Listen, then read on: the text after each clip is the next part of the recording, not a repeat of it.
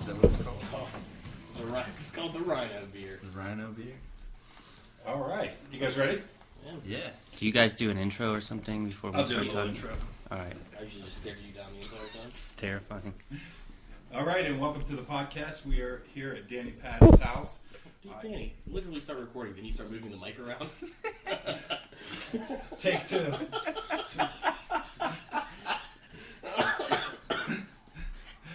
And welcome again. We're here at the home of Danny Padden. He's lived here, I guess, over a year, and I didn't realize he had moved. So it took me a little while to get here. But we're here with Danny and Alec Berry, who I've just met. We just met today. It's been a pleasure. He's wearing a Deftones shirt, so I think we might get along okay. And of course, Will Wallace, co-host extraordinaire. It's me. Hello. He arranged this little get-together. And so the reason why we're here is we're going to talk about the broccoli... What's it called? The broccoli dance. That's so good. It's something about dancing with vegetables, or It's something, you know. is there any fruit? There's not going to be any fruit or vegetables there. I don't think. I'm already misled. But, yeah, it's called Broccoli a Dance Party. Okay, I knew it was something like that. I apologize, but I really don't care that much about the things. It's cool. Well, No, yeah. So, what exactly is? Say it again. Broccoli a Dance Party. Broccoli a dance party. so I think broccoli is like our first attempt at a party that doesn't have any weird legal constraints. I would agree with that. It's at Later Gator, which is a restaurant in Wheeling. Legal. Yes. They have a courtyard in the back, so they'll take all the chairs out of there and give us some space to work with. We have a DJ coming from Pittsburgh, and Mitch Haddad runs Later Gator. Shout out Mitch. Yeah, Mitch. Also a Knife City resident. Yep. You guys, this house is in Knife City. That's important. Where is Knife City located? So, Yeah, we got to tell that story. Knife City is formerly known as Dimmeydale, but recently we've decided that Dimmeydale's not hard enough No, of a name, Yeah. so now it's Knife City. That's and it? yeah, mostly we have a newsletter coming out. we have a newsletter coming. Is there a mayor or anything? Not yet. I mean, Ty Thorngate probably is by I was default. going to say it's self-governed. But It's it's self-governed by the laws of the streets.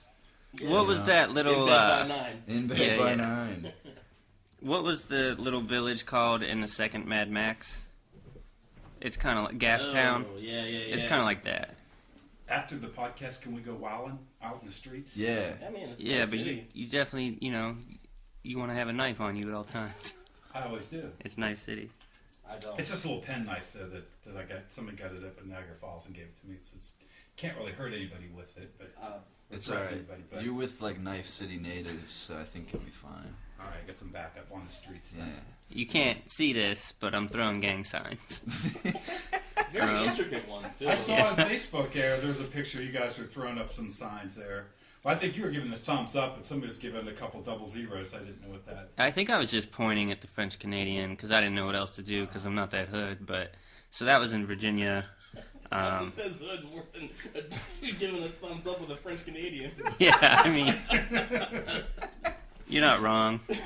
But yeah, so anyway, Mitch runs Later Gator. He's allowing the party to happen there. He's kind of co-hosting it with us, and he's been pretty receptive to all of our stupid ideas prior to this event. So this one's actually kind of legit, and it's a fundraiser. So it's for a good cause. For Grovey? Yes. Right. All right, we just had Samantha on the podcast on cool. Thursday evening. I didn't know that. Yeah. Shout out Sam Amberg. Everything she touches is gold. I'm sorry, I didn't know we were going to record this. I turned my phone back on, and I've gotten 26 text messages, and the thing is just not stopping. Oh, you asshole. Well, it's cool that you're popular. I'm not. Here's the best thing about it. All of them are from either a group text involving my dad or just my dad solo, because that's the only thing that's showing up is that my dad's been texting me 26 times. Well, and at this point in the podcast, Let's talk about that DJ Ron Stealth. yeah, explain Ron Stealth and just edit it in, or we'll just Edit you it get out. to hear it again. We'll do something. You must have really been Yeah. enjoying it if you want to edit it out. I can take it or leave it. So tell me about Ron Stealth. Yeah. Okay, so Stealth, I met him at Soul and Funk in Pittsburgh, which is a monthly party that used to always be at Brillo Box, and it was just strictly vinyl 45s, played by Jay Malls. Jay was and still is a well-known DJ in Pittsburgh who, I believe he works at Jerry's. If anybody's ever been to Jerry's Records, it's over 1 million records in this one place. Most of them are $3. It's awesome. I just picked up Bobby Humphries there. Shout out Bobby Humps. I don't know you. So, she doesn't know me. She's rad though. But so Stealth comes in with his crew, which is like a breakdancing team, and they get up on stage and do their thing, and I'm kind of blown away, and I said hello to him in the crowd and was just like, hey, that's cool. And then we kept in touch via Facebook, and I've gone to some of his events and always had a good time, and we kind of agree on what kind of music is cool. So you want to bring that to My contribution. So you kind of want to bring that down to here. Yeah, so we've thrown some parties in the past with other DJs, but I've always had him in mind as somebody that we could work with. Yeah, I think the thing I want to definitely see out of the later Gator one is, like, the ones we've done before, they're a little bit, like, more short notice, and they're weirder locations You can say that. don't always have, like, addresses. So it's harder to get people to go to them, but we've been, like, fairly successful. We've, like, usually get, like, 40, 50 people. Nice. This one, like, I really, because we have an actual spot, and we have, like, over a month of lead time to promote it, I really want to see, like, all kinds of people from town there. To me, like, it's a thing of just, I like when you get people that just do not seem to belong together in the same room, and you kind of have to watch them interact. And if you throw dance music into that, like, and alcohol, like, what comes out of that? So you're saying if you put dance music on what this podcast right now we're recording, that have a similar result? Maybe not. I don't know. But I just think, like, that, I really want to see that. Like, I just want to see, like, some 50-year-old woman hanging out with, like, a 19-year-old stoner. Like, I want to see that. Yeah. Well, I think it is a unique atmosphere for people to get together versus just hanging out at a bar or talking at a restaurant or whatever events go on in town. It's now you guys, did you do the dance parties at the Blue Church when that was happening? So I kind of helped organize 2 of those, and I think my level of involvement with those was just basically finding the DJs and kind of having a hand in saying, here's how it should be laid out. Those were, from what everybody told me after they went, a lot of fun. They were hard to be successful as far as breaking even with the Blue Church's expenses. And then the Blue Church has been undergoing a lot of construction maintenance, so I kind of pouring money into it right now. Yeah, I kind of got out of organizing events there, and then within a year after the last party that I threw there, with the help of a lot of other people, I definitely can't take too much credit for those parties, but within a year of those, I met Alec and Ken Peralta, who should probably also be here today, but I'm sure he's busy. Ken from Grovey. Yeah. He's taking me suit shopping. I like Ken. Good guy. Well, it's amazing that he has any time, because I think he has 75 girlfriends. It's a theory, and it's untested, but it's a theory that I have. I've never seen him with the same lady twice. Why do you think I'm Not trying to pick up incriminate suits? you, Ken. I'm trying to emulate you. I say let's test the hypothesis. Get you in a wig and maybe a nice pair of sunglasses and a sundress, and do the old Scooby-Doo. The old See who bites the bait. Well, I'm definitely an ugly dude, so maybe I could make a hot girl. Well, when he said he would help me pick out some suits, I figured whatever works for him can't hurt. Yeah, Take advice from the master.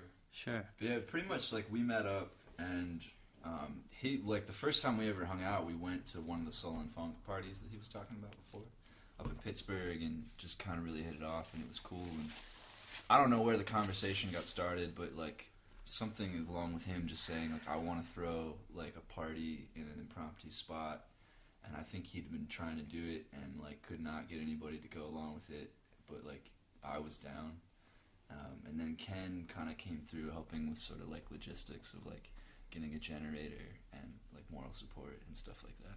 Well, I think to take on something new like that, it takes a little bit of resolve.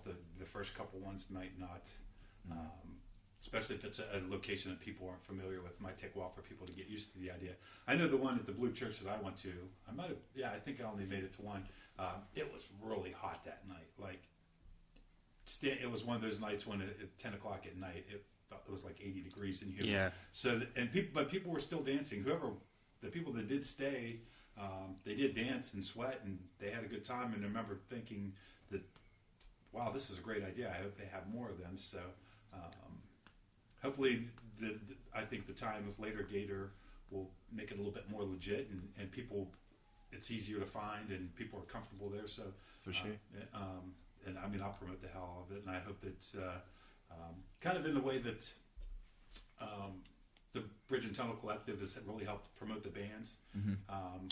Something I was thinking about today is, or this weekend with the podcast, is kind of creating a side page just for events as kind of a hub where people can know what's going on, because we've talked about this several times on here, where something cool's going on and you find out afterwards.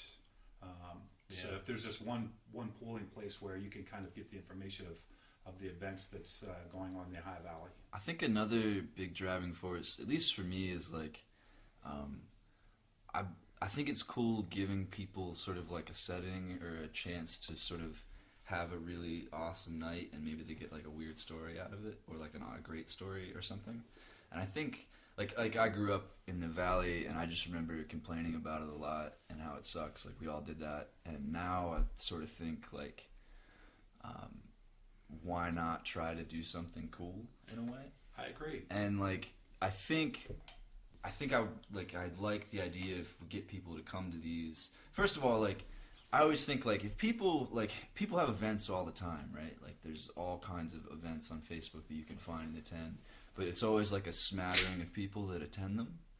And it's like, to me, it's just, if we all would just go to something, like it would be awesome just because there's a ton of people there, right? Yeah. In some sense. So that's like a thing where it's like, I want people to just go to this because like if you show up and a bunch of other people there, you're going to have fun. But also it's like, if you go and you have some ridiculous, crazy, great night, and it's because we threw, like some of us just got together and went to Mitch at Later Gate and said we're going to have a party. Like, I think that's cool because then it takes on a life of its own in a way. It's like, it was an organized event when we had a DJ and there was some sort of like structure to it, but in terms of what you got out of it and your own experience or whatever, it could be whatever. Like, you could have, maybe you met somebody awesome, maybe you got in a fight, maybe you drank too much, maybe you heard a song you didn't hear before, like whatever, like it takes on a life of its own for the person that experienced it. Well, I think just the fact that it's a dance party, it's going to be a unique experience for people, because last time I went to anything like that was the last one at the Blue Church, so, and it's going to be outdoors, and hopefully the weather will be perfect. So I think it's already set up to be like this really unique experience with probably the way Danny described the music. It's music that you probably don't listen to every day, Sure. But that you recognize as being awesome. And I think you're creating a really good atmosphere already for people to have a good time. I played in a band that was pretty danceable, and nobody sat down.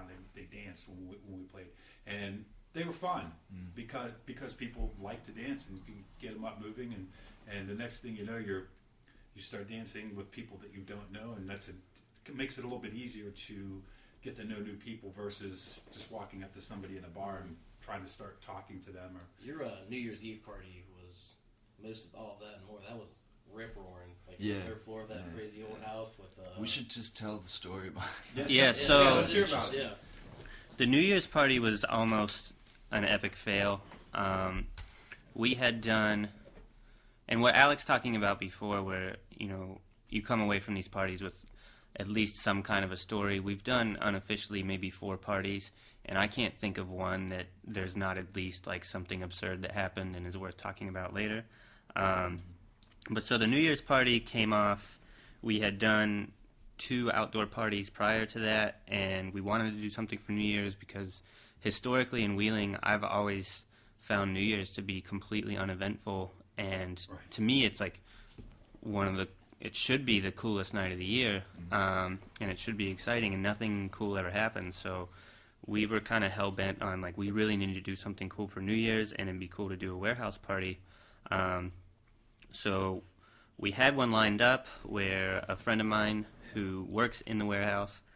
So the East Coast, right? Yeah, so he does a custom fab shop there, and he builds choppers and hot rods and stuff like that, and he was totally down to have us. And then 48 hours before we were supposed to throw this party, he shoots me a text, and basically his landlord shot it down, and we didn't have a venue. So Friday, instead of what I should have been doing at work, Alec and I are calling around and asking people and trying to scramble to find a new venue.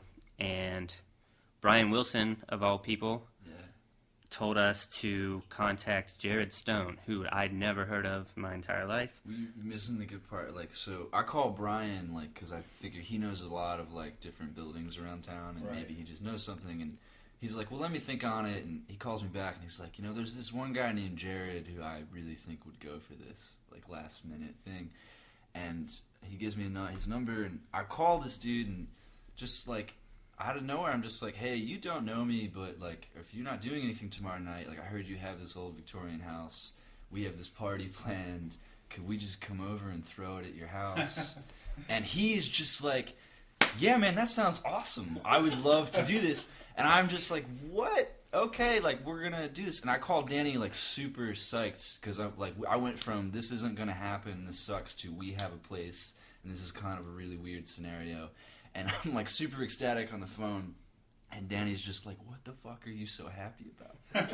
Yeah, at this point, like, I'm ready to let down 65 people that say that they're coming to this party, and I can't find anything, and I'm really bummed. And then Alec calls me, and the only thing he says into the phone is, dude! And I'm just like, this is not the time. And so like a dude. he says, you know, I think we've got something. All we have to do is meet this guy at 7 and look at his place and see if it's okay. And so Jared walks us through this amazing, haunted-looking Victorian house with, like, old-school swords and lions on the fireplaces and stuff. And he is basically bending over backwards like, do you think this place is good enough? And my thought is, are you okay with a bunch of wild punk rock kids even partying in here? Because this place is amazing, and in any other city, it would probably be worth $5 million or something. Yeah. Like, it was incredible. I don't know the details. Money? Yeah, we didn't give him a red cent. No. And a friend of mine, Francisco Pineda from Columbus, came down and DJ'd for us. Out. He didn't. Yeah, shout out Franny. Good man. Fran Friction. So he didn't even let us give him gas money to DJ this show. And because we had a last-minute venue change, I was afraid nobody would show up. And at some point, right at midnight when we were doing the countdown, I think there were probably 65 people in this attic. It was insane. And I thought the floor was going to go through. It was insanity. That whole place was packed. I just remember it was a good crowd size most of the night, and then these people just started like stealthing in ninja style. Like it was one person here, one person. The next thing I turn around, we're counting down, and you can't move in that fucking place. And it was cool insanity. too because like he's describing the house, and like I remember just talking to people all throughout the night, and they were just like asking us, one, how did we find this place? Two, like this place is so awesome. Like what's the story behind it? Like it was just it fit that whole thing that I was talking about earlier. Yeah. And like everybody like was kind of like Jared was super lax about it because we went in and like he has all this like antique furniture and like nice stuff, and we're just like, if there's anywhere you don't want people, like let us know and we'll make sure that like people don't go into those rooms or whatever. And he's just like, no, they can go wherever they want. Wow. Like now is this the house that he lives in? Yeah, It's his home. it's his home. I think he has another place too, but he definitely stays there on a semi-regular basis. And this was a place that, even just walking through, just looking at the place, I'm afraid to touch things. Yeah. because it's the kind of place when I was a little kid, my mom would walk me in and be like, "You're gonna stand right here next to me the whole time." There was a lot of crystal glass and stuff, but he was totally into it. And I think there were a lot of people there right off the bat, and I just didn't realize it because the house was so big and people were filling different rooms. And we did a big signature wall where you could sign and do your New Year's resolutions or grievances. Took a picture of that, gave it to Jared at the end of it. That was a lot of fun, and I was really pleasantly surprised as to how that turned out. That was a good party. That was a great party. Now, so you guys are just doing this for the pleasure of doing it, right? It's Yeah, not a like business, or... I think it's not a business. Like I think for both of us, it's fair to say like we just want to go to fun parties. Yeah, and there aren't really a lot of them going on around here, so like we're just gonna try to throw them.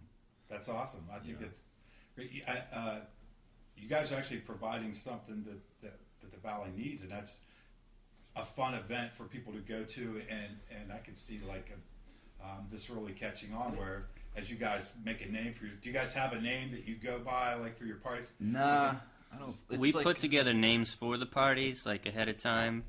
It's usually Alex doing. I throw really absurd stuff out that we probably can't use. Like for broccoli, I wanted to call it "Mitch, Don't Kill My Vibe" because well, the initial title for broccoli was pre-Kardashian, post-Laid, a dance party. But then I got yelled at by Ken, and he was like, "We can't have anything that references sex on this party." And I was like, "Ken, it's not really about sex, but whatever." And then we changed it to broccoli, and he recommended broccoli because Ken said we couldn't use that title, and I got super bummed because I get really excited about the titles because I always like putting just weird stuff in front of people. So like the titles are like a chance for me to do that. You have two note on the event page. 2 notes on the event page is just old event titles, right? Are they still Just like title drafts. Like those are good. I literally Yeah. sat for 3 hours and just typed up different titles because that was fun for me. Yeah. But yeah, Ken said we couldn't use it, and I got really bummed. And I was like, "I don't fuck this. I don't want to even do this party." And then Danny was like, "Just call it broccoli." And I was like, "That's perfect." Nice. yeah. So Broccoli dance party. that worked out, and these parties that we've done before were very just rough, and I don't want to say thrown together, but we just kind of give you the platform and then see what happens. And Will Wallace is a good example of like you take these parties and literally run with it. Quite literally. Yeah. Well, like to kind of go back to something you were saying before, like it provides something fun, but I think also like I think an important thing for us is sort of providing an environment where it feels like anything can happen. Yeah. Like I remember I've gone to a few like DIY venues like in different cities, and I remember going to 285 Kent in Brooklyn before it got shut down, or before it closed. It didn't get shut down. And I remember having like I went there for a show, and like I've gone to so many different shows, but that one felt so different because it was like an illegal space that people just threw together, and you walked in and like it was this unidentified like just warehouse door, like you could just walk by it and never think there's like a venue behind this, and you go in and there's just people everywhere, and there's a sensation of just like, like people are gonna adhere to some sort of like unspoken rule because people don't want to get hurt each other or whatever. But there was still that feeling of just like anything could probably happen in the space because there's no liquor license, there's no one IDing, there's no rules about the bathrooms, there's no noise rule, like there's nothing. So like it's that vibe of just like anything's possible, and I think like up to now, like a lot of locations we've chosen have been like places where we've just kind of shown up and we don't necessarily have permission to be there. Nice. And I think it adds to that feeling in a sense of like, yes, it's a party, you've been to parties before, but like you're behind a warehouse near like a cool ravine that looks really like picturesque in a way, and like you're probably not supposed to be here. Well, isn't it also the sense that you discovered something that not everybody knows about? Yeah, absolutely. It's like a hidden gem that it's all your own experience. Yeah, I think like that's definitely true. And like if you're someone that grew up here and you think you know everything about Wheeling or the Valley and you've seen it all and you can write it off, like maybe we're showing you that one little thing you didn't know about and you have to like reconsider it a little bit. I mean, that's how I've personally experienced like the last year in Wheeling, hanging out with him is like he goes around a lot and explores all these places, and that's stuff I never did as a teenager. And I thought I knew everything about Wheeling or the Valley, and then we find these spots, and I'm like, wow, there's a lot here that you just never see. But especially with Danny, I think it was on Alex's podcast. I said you could give Danny 2 pieces of string and a piece of broken glass. He'd come back the next day and be like, guys, I had the best fucking time. I got the string in this glass. I just started twirling it, and everyone showed up. It goes back to the theme that's been on, I think, just about every podcast, is that Wheeling is kind of emerging, and there's really cool people that are willing to help each other out, like the guy that gave you the house, and also that there's more and more, there's really interesting things to do. So you guys are like another piece of that puzzle, and I hope that this one's a huge success, because I hope that you guys keep doing more of these, because this is exactly the kind of thing I think that we need around here. Not only for people to have like these great experiences, but I think it's a great place for people to meet people that maybe they otherwise wouldn't meet. Yeah. Well, our last party, we specifically made sure some people were coming in from out of town, and I have a handful of French-Canadian friends from Montreal.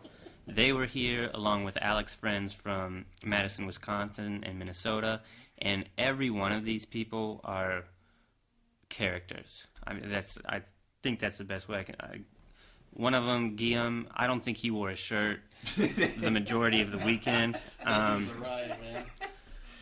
Jordan from Minnesota wrote diss tracks about local hot girls while he was here, and they were really amazing. And basically, all of them ended up crashing on my floor. And my poor sister, who lives with me, shout out Anna, she's upstairs watching Gilmore Girls. I don't think she was mentally prepared for what was going to happen, but I don't think it was a hurricane. It was definitely a wild weekend, and that's the first time I think in my life that I felt sick and had stomach pain from laughing so hard. And that was a party underneath the bridge, which was the one that Will Wallace ended up running to Lowe's. Yeah, you gotta tell the whole story, man. So we decided we're going to throw this party underneath 470 Bridge by the river, which is might be state property. I don't really know. And that was, this party had been planned for a couple of months, and this was a last-minute decision to change the venue because the original spot where we wanted to do it became a hobo camp. And these sorts of things happen more often than you would think when we're trying to throw parties. So hold on. I want to make a later Gator is not going to turn into a hobo camp by the time this party happens. I just want to. You can't make a promise like that. That's true. And I mean, if it looks that way, it's probably just the people that work there. Shout out, Chad. Shout out, Chad. Shave your beard. No, don't. You look good. You're super cute. So we decided to throw it under 470 Bridge. We have roughly 45 people down there. No fire, just Bluetooth speakers and the tops of tiki torches just on the ground, providing a little bit of light. So we've got the French Canadians down there. We've got people from Columbus, Madison, Wisconsin, Minnesota, a lot of locals, my friends from York, PA. And everybody's generally having a good time, and it's pretty calm. And then I see flashlights coming down the hill, and I'm like, awesome, there's 6 more people coming. Well, it turns out those were 6 of Wheeling's finest police, and they immediately asked for all of our IDs. Jake this is the first party Jake has ever come to that we've thrown because, Jake is a sensible human being and wouldn't be caught dead in these sorts of situations. But for some reason, we got him talked into this one, and he looks mortified. And I have, my own self-preservation is not of concern at this point. I'm just really racking my brain and trying to figure out if we do get in some sort of trouble, how do I get Jake out of this? Yeah. Because I think it's my personal responsibility. Well, let me jump in right here. I think is this a good time to jump in? Yeah. So let's ask Will Wallace what he was doing. A different perspective on the same situation. So I had just walked away and used the restroom in the nearby wooded area, and I'm looking at the river, and I get hit with a flashlight to the back and instantly jump behind a tree because, I was like, that's not good. Because I was in the woods. And I just kind of watch as these flashlights descend. I text Jake. And his response was like, don't come here.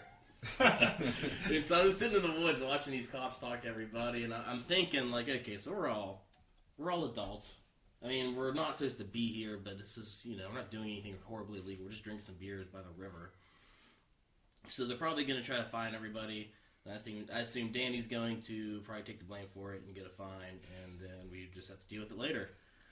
But then, going off of what you said earlier, right, just having like a different story, your own story, I was thinking, I was like this stuff you used to do when you're in high school, like 18, 17, 16, and then you would just run. And so I'm in the woods, looking at these cops, and I'm thinking, I haven't run from a cop situation in over 10 years. And so I ran. I ran through the woods, jumped between bush to bush, tried to be as quiet as possible, fell down a hill, climbed back up that hill, was in Lowe's parking lot. I just imagine it was like that scene in Forrest Gump when he's a nom and he's running through the woods for that guy, Bubba or whatever, and it's just Will sprinting through the trees to Lowe's, and it's just like really intense for him. Like by the time he gets to Lowe's, he's got war paint on. Yeah, yeah, and so I'm standing with all the police at this point, and they're going through our IDs, and they're asking questions, and the only thing I can think of is some advice that Alec gave me very recently before that, involving some other terrible decisions I've made, but we're not going to talk about those, but he told me to just shut the fuck up. And so that's what I did the entire time the police were there. It's really good advice. Another guy basically did all the talking for us. And then the That's police... the guy that goes to jail, right? Yeah. So the police handed all of our IDs back and said, well, just clean up when you're done. Because we were all of age and we weren't technically really doing anything wrong. Cut away. We got back at Lowe's. Yeah. So then, we continue the party, and I turn around at one point, 15, 20 minutes later, and there's Will covered in sweat and jagger bushes and breathing heavily.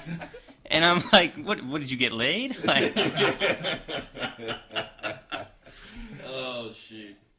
I didn't. So that was our most recent party. So fast forward, we're leaving. We leave the party. It was me and a few others, and we go to Sheetz to get some food before we call it a day. Actually, we had Francisco with us, and we're in Sheetz, and somebody runs up to us, and they're like, "Shh, guys, the same cops are here."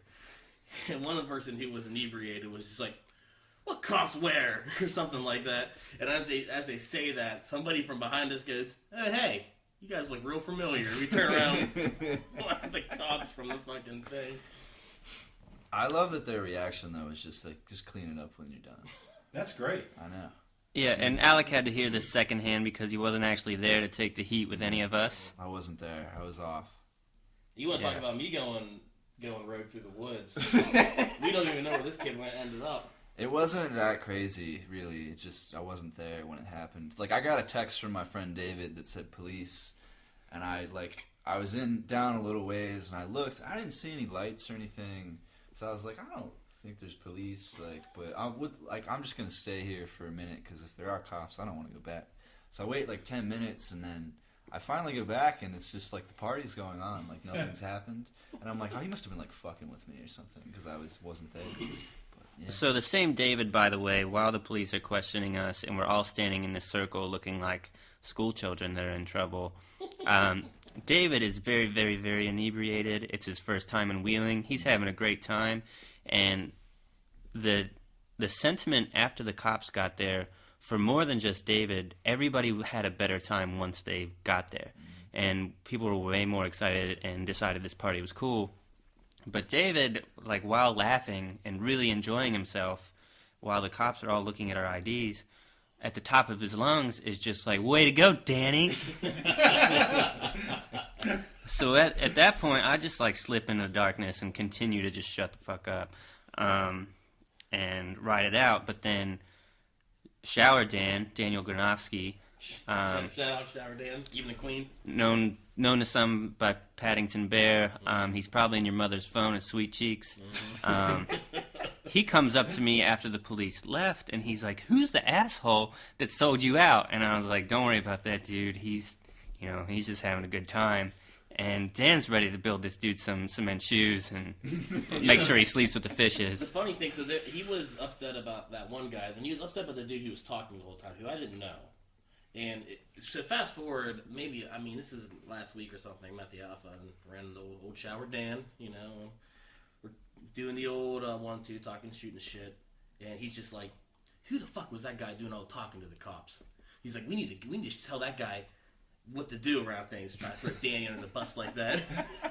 And I was like, Shower Dan, ain't that thing, man. You gotta tell him the Gilliam story of that. Yes. That's the best Okay, one. so French Canadians. Turn it on this light. Guillaume is one of the French Canadians that came to the party. They drove 12 hours down here, so much love to him, Gabriel, Mary Lou, Charlotte.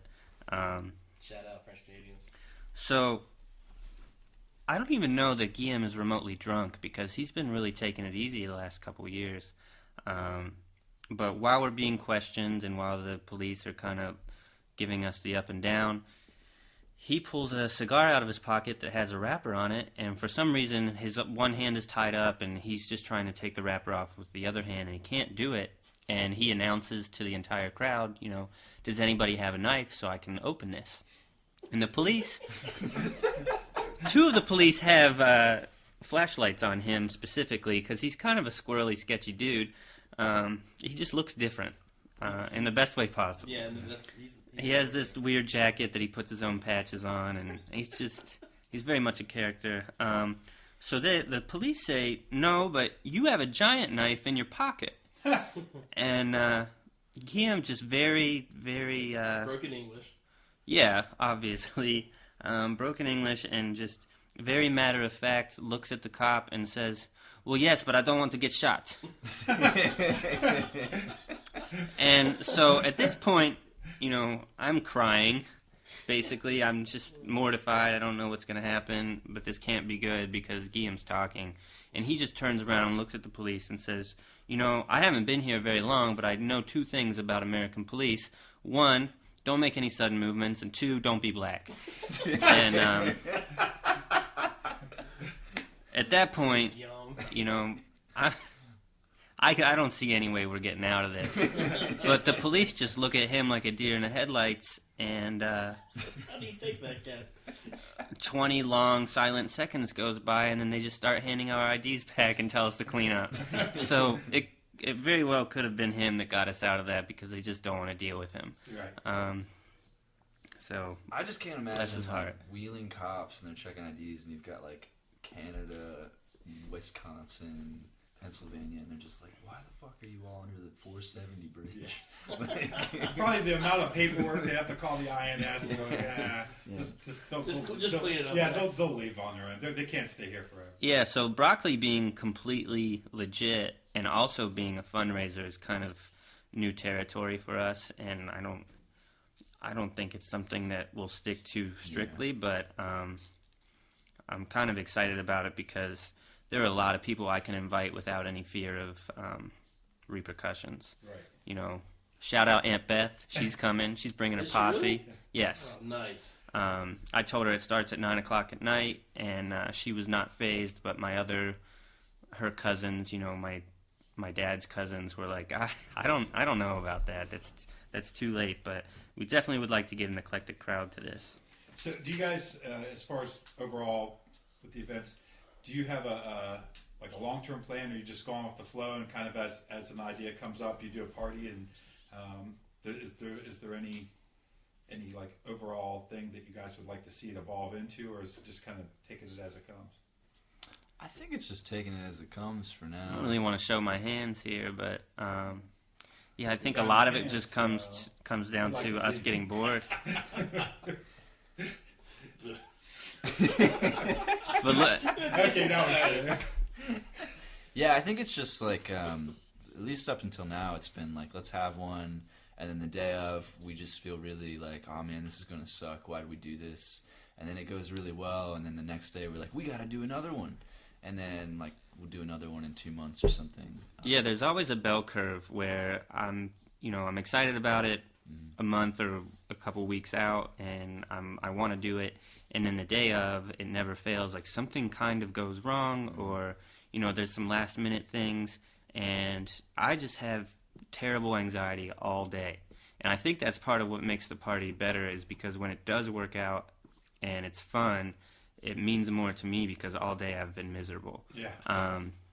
But even the first party that we had, I had very low expectations about how many people might show up, and I was able to do some prep work a couple days before, but the day of, I really had to put it in Alec and Ken's hands because I was at a drift event, and that was kind of my main priority. I just wanted to get through the day, not blow the car up, make it home in one piece, and then we'll deal with this party. Well, I get there, and it kind of started without me in the beginning, and I couldn't believe, A, how many people were there, B, how cool it looked, and, it went really well. My favorite memory of that party is we were running a generator to get power to the speaker and the lights. And at some point we knew that we were going to run out of gas in the generator, which was 50 yards away in a secluded area where you couldn't hear it. So at some point, Alec and I made a gas run, and then I crawled through this tunnel thing where we had hid the generator with a tiki torch in one hand to light my way, and a giant gas can far, far away from the tiki torch. And I'm walking through the mud and like the rain, not rain, but the stream water that you have to get through to get to the generator. And I thought, at that point, I'm 27 years old, and I don't really know if my mom would be proud of me right now, but I'm having a great fucking time. Yeah. And then I fill the thing up. Shout out Judith. Happy Mother's Day. I fill the thing up, and I go back up to the entrance where you can see the party, and everything's silent. And I was like, man, I'm too late, and the music shut off, and all the lights are gone, and I bet everybody left. And I look up, and I have this torch, and it looks like an Indiana Jones movie. Everybody is on the ledge, staring down at me, like wondering if I'm okay. And I'm like, what the fuck? Turn the music up. Like, let's do this. Well, your mom might not necessarily be proud of you, but if you have kids someday, they're going to think that your dad's a badass. Yeah, but I think there might be like an unwritten rule that all the coolest things you've ever done, you probably can't tell your kids until you're 30. Yeah. Or they're 30, rather. I'm not going to have kids. Parents didn't do anything cool. They didn't tell me shit. They might one day. They might. Not all people do. That's part of the incentive to these things, too. I know that my dad was way cooler than me, and probably always will be, but I have to, like... I can agree. Yeah. Any chance Will can throw me under the bus, too. Like, that's going to happen. But keep it up, man. I'm trying to at least scratch the surface there. Yeah, I think it's just like, it sounds corny, but it's like, I really just get excited because I just like want people to have an awesome time. Yeah. Like, I remember my favorite moment from that same party was, there was like, we had the kind of the dance floor, and there was like some sort of like a couple of like stone brick blocks that you can kind of stand on and like look out over the dance floor. And I remember like LCD Sound System's Dance Yourself Clean was playing. Nice. And I just kind of like stood up there, and someone gave me a cigarette, and I was smoking. And I look out, and there's just like 35 people really dancing hard to it. Nice. And I'm like kind of drunk, and I'm just thinking like, man, like we just did this. Like this is kind of awesome. Well, maybe that's why they are successful, is because the reason why you're doing it is purely because you want people to have fun, and that shows through somehow in the tone that you set for the event, and that's why people do have fun. If you were trying to make money off of it, or you're trying to get something out of it, that might seep through to people, and they would feel it. And I feel like fun. If we were trying to if we had to turn a profit on this, it would be too stressful, and I wouldn't want to do it. Yeah. Like even with the Later Gator one, we are kind of partially responsible for making sure there's enough people in there that buy drinks, so Mitch makes some money. Yeah. Because that's like he has to be profitable that night, and even that is just sort of like, man, Like That's really foreign to us. Like, there's a $5 cover for broccoli that's going, all of it is going to Grow OV, so Nice. it's for a good cause. But at the same time, we've never charged anything for these parties previously, and I've even had friends say, you need to do that so you can cover some of your expenses, but I kind of like how it becomes sort of a free-for-all because there is no cover. There's no reason not to come.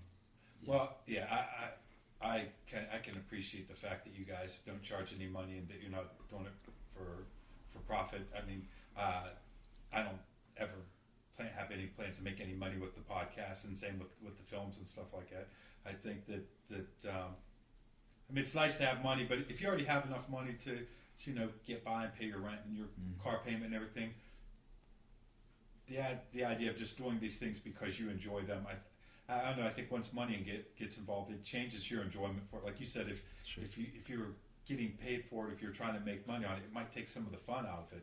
Well, there's an expectation there of like you have to hit a certain level of attendance and whatnot, and then once there's that, it's like it's more stress, and it's not. It's like it's a party. Like it's supposed to be fucking awesome. And then the success is based on some kind of financial outcome, whereas for you guys, it seems like success is did people have a good time? And also, it goes back to that sort of DIY thing I was talking about before. Is like as soon as you add metrics to it, it's not the same thing. I think.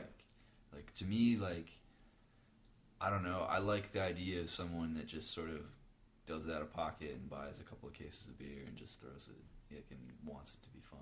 Yeah, in those first two parties, we might have had maximum 35 or 40 people, which in any other venue is going to be considered a failure, but those are, probably two of my favorite memories from last summer. Sure. Because they were great parties and everybody had a good time. Isaac was there in the fish shirt. I mean, fucking fish shirt he wears.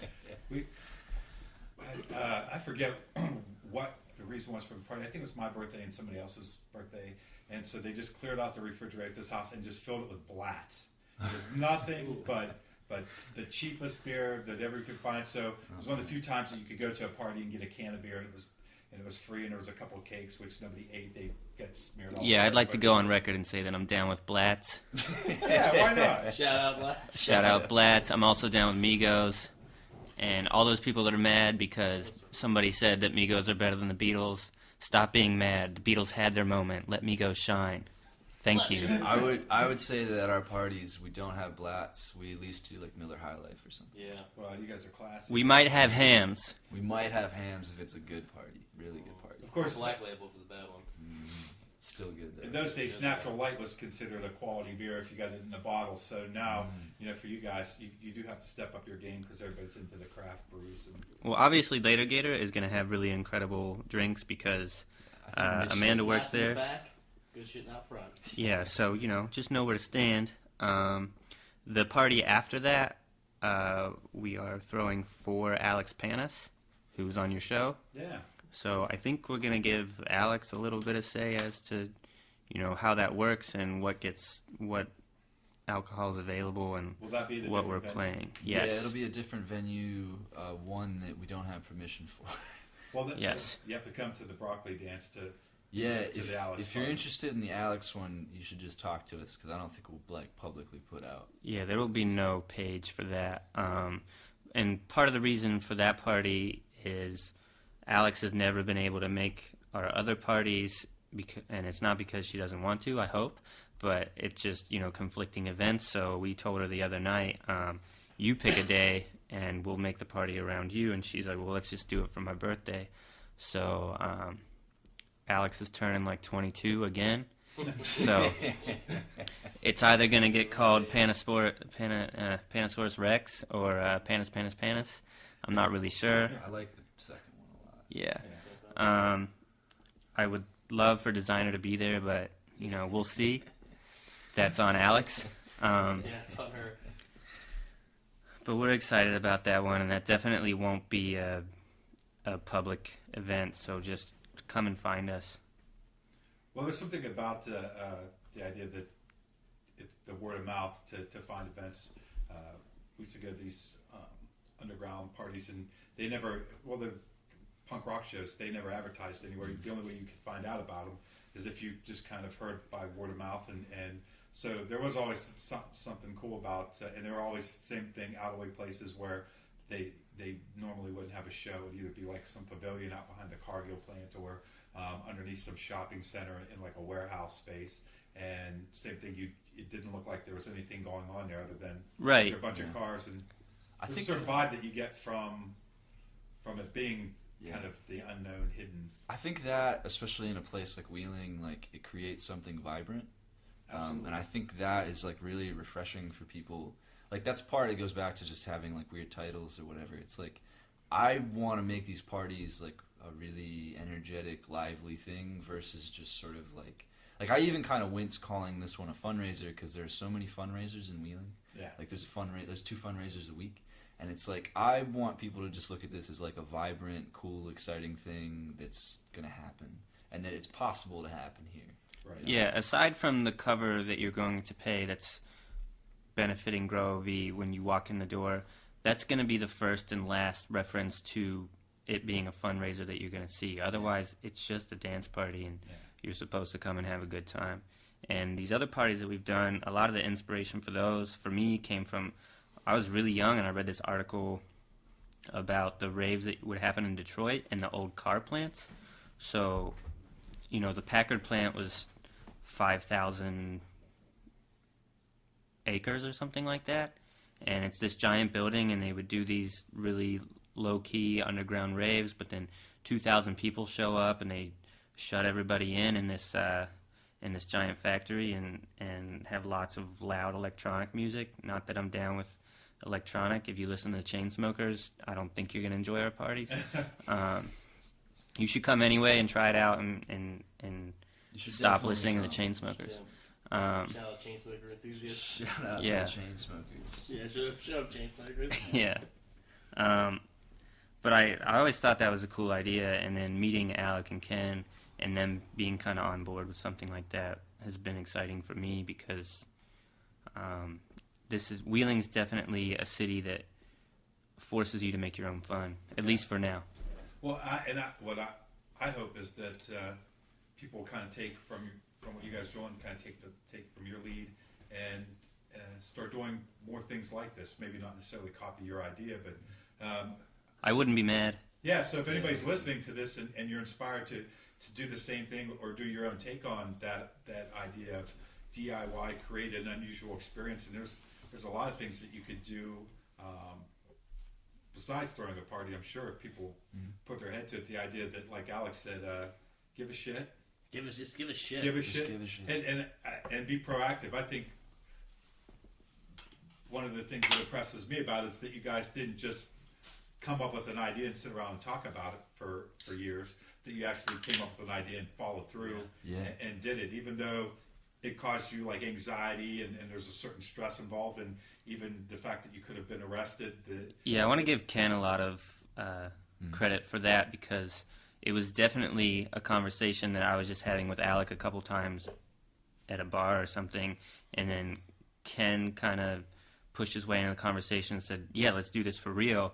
And then at that point, I felt like I had like this authoritarian experienced individual that was like, yeah, this is a good idea. And so now it's not just another one of Danny's stupid ideas. Which TM. Yeah. made you feel more legitimate. Yeah, which, I mean, Will has had to deal with a lot of my follies in the past. So Love you, Danny. with Ken on board, I was like, oh, maybe this is not just like some stupid youngster idea. But even then, like, even if it is a dumb, stupid youngster idea, it's like, I don't see the harm in really trying to do it. Yeah, right. Like, even if we threw a party and like 10 people showed up, if there were 10 people that I liked, like, I'd still probably enjoy it to some extent. Yeah, sure. You know, and I just, it goes back to the thing I said before. It's like, I kind of get that whole bit of like you get invited to something and you're on the fence about going, but I'm even myself trying to do it more. Where just like I'm just gonna go to things, because it's only gonna be a couple hours. And if more of us went, it'd probably be a ball. Yeah, and I the idea that you try something and you don't know how successful it'll be, and I guess the success is the fact that you just did it, and whether 5 people showed up or 150 people showed up or whatever. The fact that you did your part, that right there, I think is success.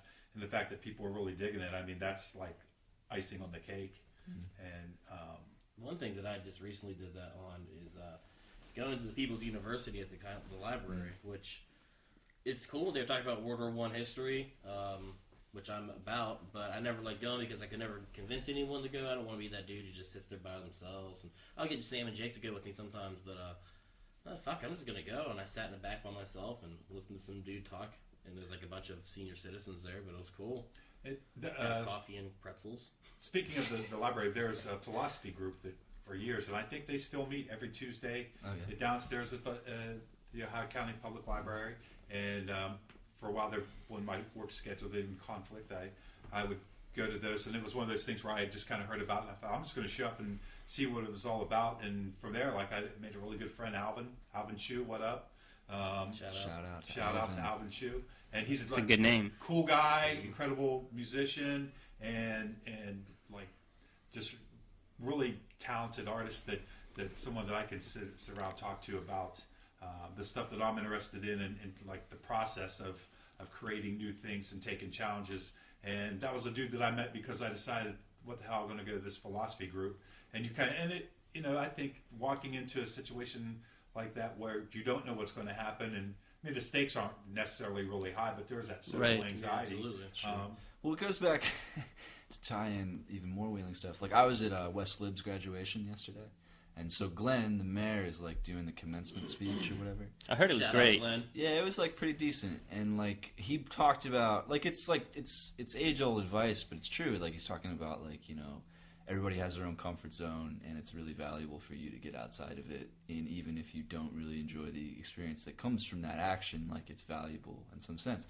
And it's like, I think it applies to sort of going to things. Like, even if you have a terrible night, like, you probably learned something or got something out of it. Like, I've had terrible nights, like, where I really wake up the next morning and think, man, that was a waste of time. Like, I should have just stayed home. But like, as time goes on, I think back to those, and I'm thinking, no, there was something I got out of that.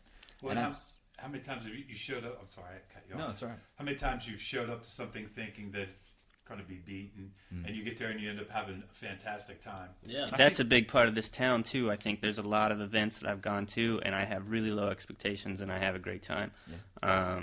And I'm a big believer in, you have to there's no fun to be had within your comfort zone. You have to get out. Sure. And, shouts to the Ohio County Public Library. There's also a great program happening next Saturday there if anybody wants to keep me company. Oh, hell yeah.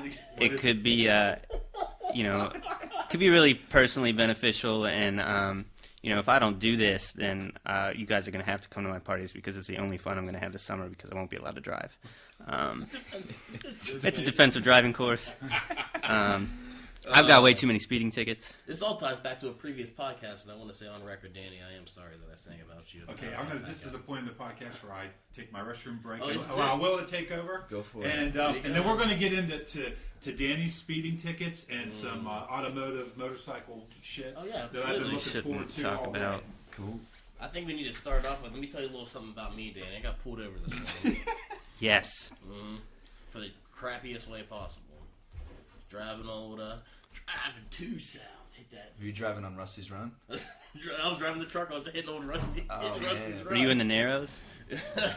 I took that 10 on 2 south. Took the exit for South Wheeling where you go on the 470, and all the power's out. And there's 2 cops' cars standing at the intersection. I don't see any cops, and there's a car that's kind of corralled by themselves. Like, well, maybe that guy hit the curb, took out a light. I don't know what's going on. I'm looking around. I don't see anybody directing traffic. So I'm just going to kind of, slow down and coast through this light. I don't see anybody on either side or whatever. As I'm coasting through, I see a cop pop his head out. He kind of gave me that, throws his hands up in the air, like, what are you doing? Yeah. And so instinctually, without thinking, I blow him a kiss. I threw it back to him, like, I don't know, why are you here stopping me? Yeah. That didn't work out well. So then he jumps in his car and he follows me.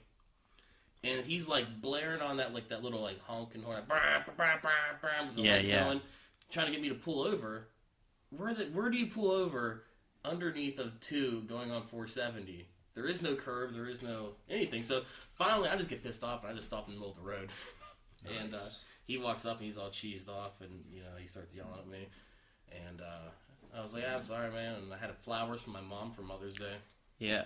You guys done? No, shout out Anna. Shout out Anna. We're live. Oh, she's leaving. Bye. Typical. Typical. So, yeah, he ended up giving me a warning because I don't think I did anything horribly wrong. No. I didn't do anything wrong. He was just upset that I Yeah. threw up some shruggy arm emoji. He shouldn't be able to pull you over for that. Well, he can do whatever he wants. That's fucked up. Shout out, I'm not gonna say the cop's name on here. Yeah, no Shout doubt. out Wheeling Police. Yeah. Give him a shout out. Been an important part of this episode. Yeah, this has been the very centric, the cop centric. Yeah. Barry, What? let's talk about your nicknames. Why? Why not? We can talk about yours. Well, let's talk about mine. That's fine. What about my nicknames? I don't know, man. Danny's gonna give you some. Slaw Wallace. Slaw Wallace is a new one. Cola Wallace is mine. Cola Wallace. I don't know. Someone calls me Single Ply now. Single Ply. Single Ply. That's pretty good. But you got you got Oops All Berries. Yeah, we got that one. What else? I call you Big B. You call me Big B. I have to say, I was disappointed that you don't look like you do in your profile Oh picture on man, Facebook. yeah, dude, that guy. So that's Howard Chaykin. I don't know if you. I don't know who that is. Oh. I love that picture. In fact, you came up as suggested friends all the time before we were actually friends on Facebook. And every time I looked at that picture, I just wanted to click add friend just because I'm like, I love that picture so much. You should have done it. It was on the back of. I fucking forget what the comic is called. It was some comic from the 80s that DC put out. It was like a one shot of like early Howard Chaykin work, and he's a cartoonist. And that was his author photo on the back of the comic book. Oh, no and I saw that and It's I such a loved weird it. picture. Oh, it's so It's weird. so subtly weird. And he's too. like a really weird dude. Like he's very like crotchety old man kind of guy, but he's also like really like he makes these points that are really like well founded and smart. But I looked at that He photo. looks like Rick Moranis a little bit. Yeah, totally. Bringing up comic books, why don't you talk a little bit about when you worked at Uncivilized? Uncivilized? Yeah, Uncivilized Books. Yeah, it's like your time in Minneapolis. What do you want me to talk about? Just give us a brief overview. What is Give me the- Uncivilized Books? Yeah. Sure. So Uncivilized Books is this. It's a small publisher based in Minneapolis that does like alternative comics. So like if you've ever like the best way I always describe alt comics is like if you've ever seen the movie Ghost World, like that book that it's based on by Dan Clowes. That's kind of alt comics, more literary stuff. So it was a small publisher that did work like that, and I was writing for an alt weekly out there called City Pages at the time, and I was thinking about writing about the publisher, like doing a feature on them. So I met up with Tom Kaczynski, excuse me, and we just got beers, and he like within an hour was just like, I need a publicist if you were interested. And I was just like, yeah, that'd be pretty cool, like because I was really into that stuff and always kind of wanted to work in it, and he published Cartoonist I was a fan of. So I just started working with him as a publicist. I got like book reviews for him in like the LA Times and the AV Club and like sites like that. And then I would go to like different like press shows like in Chicago and Minneapolis and New York. And I was kind of like a liaison between him and his distributor, which was Consortium Distribution, based in Minneapolis. So I worked there for about like a year and a half. And it was awesome. Like I got to meet like some personal heroes in a way. Like I met Michael DeForge, who he used to do storyboards on Adventure Time. Really? Yeah, and then there's another guy, Sam Alden, who like writes for Shout out Adventure Time. Bimo. Shout out Bimo. He Sam Alden writes for Adventure Time now, and like I booked his author tour, and like he gave me a shout out in his book. Nice. Really? And all that stuff. Yeah. That's awesome. So. What It was really cool because it was sort of a world that I always wanted to get into, and I finally got into it, and I met some really nice people. And to bring it back to parties, I went to this awesome rooftop party in Chicago after like a art comic show. Mm-hmm. I stayed at this gallery for the weekend. It was called The Learning Machine. Shout out to Max Morris, who's a really awesome guy. But he hosted me. and I crashed on this couch with a bunch of like people, well, not on the one couch, but at this space. That would be weird. But yeah, so there was this awesome rooftop party. It was on the Saturday night of the show, and there was like a floor like below the roof that had like a stage, and this like weird noise band was playing, and they had like just a makeshift bar where they were selling like PBR for $1. Nice. And then you went up on the roof and you got like the whole view of Chicago. And there was probably like 150, 200 people there. And it was just like, it was like cartoonists who like are really like in that world, like really like a big deal. Yeah. And they were all super nice and just like drinking with them and hanging out. That's awesome. But it was a cool like moment of just sort of being a fan of something and then suddenly get to partake in it. Right. And normally when you hear that thing, you kind of hear like this hood. It's like, oh, I met these dudes, but they're all assholes. But like, no, yeah, they were mostly pretty cool. Really cool dudes. Yeah. So what? So that's one part of your life. What? How does that connect to moving back? Like, moving back to Wheeling? Doing this. So I lived in Minneapolis for 2 years, and I was doing that, but it was like it wasn't full time, like it was part time because there's not a whole heck of a lot of money to be made in it. So I was also like driving a truck part time at this company called 1-800-GOT-JUNK, and that's a whole story. Shout out Got Junk. Shout out to Got Junk. Yeah, I have saved the code to get through their gate on my phone just in case. Yeah. Danny's been there, but anyway, so I was working there. Like I was working these 2 jobs, and I was just kind of getting burnt out. And I went to college for journalism, and I just like thought like I've never really like actually tried to work at a newspaper, like applied for it or anything. So I just started shooting emails to like small papers, and one of them was the Intelligencer. And I remember like the same day that I sent the email, like just cold email with like clips, and within 2 hours I got a phone call, and it was like, hey, we'd hire you. And I was just like, all right, let me think about it. I thought about it for 3 weeks because I was very like, on the one side I was thinking, well, I can move home and I could just do this and save money, and it's a good resume thing, and it'd be fine. But then the other side I was like, I've managed to get 1,000 miles away from home, and I'm pretty happy about that. And I don't know if I want to fucking move back there and live at my parents' house. Like, that's going to be really depressing. Yeah. But after 3 weeks, I just had, like, these really shitty days at the junk job, and I was just like, I can't fucking do this anymore. And, like, there was no sense of, like, the comics thing would ever turn into a full-time thing. It probably could have if I'd have stuck with it, but I think it would take years and years and years. You shared with me a short story you wrote about, to be very blunt about it, like your foot getting smashed, or was that? Oh yeah, at the junk job. Yeah, but from a hot tub. No, was that in that 3 week period? It was really good. No, that was so I worked there on 2 different occasions. Like I had a weird employment history out there. Like I moved out there, and the first job I had was in this warehouse in North Minneapolis, which is kind of like the hood part of Minneapolis, and I was selling used refrigerators for this Mexican guy named Carlos. Like that I think he got them like really sketchy means, like recycling centers, and they didn't like a lot of them didn't work. I'd say like 3 out of 5 of them did not work, and he didn't do refunds. So people would buy these things for $200 a pop, and they'd come back and be like, "I want my money back," and I'd be like, "I can't do that." So I worked there, and then after that, I got really sick of that, and I started a junk job, and I worked there for this first summer that I lived in Minneapolis, and then I quit, and I got this job at this. It was like a cardiovascular textbook company. It was called Cardiotex. And I worked there killer name. I worked there for 6 months, and then that got really weird because I was like kind of involved with this. No, I was kind of involved with this woman that worked there, and it didn't work out, and I just couldn't fucking work there anymore. Mistake. Yeah, but she was hot, so. Wow. Yeah.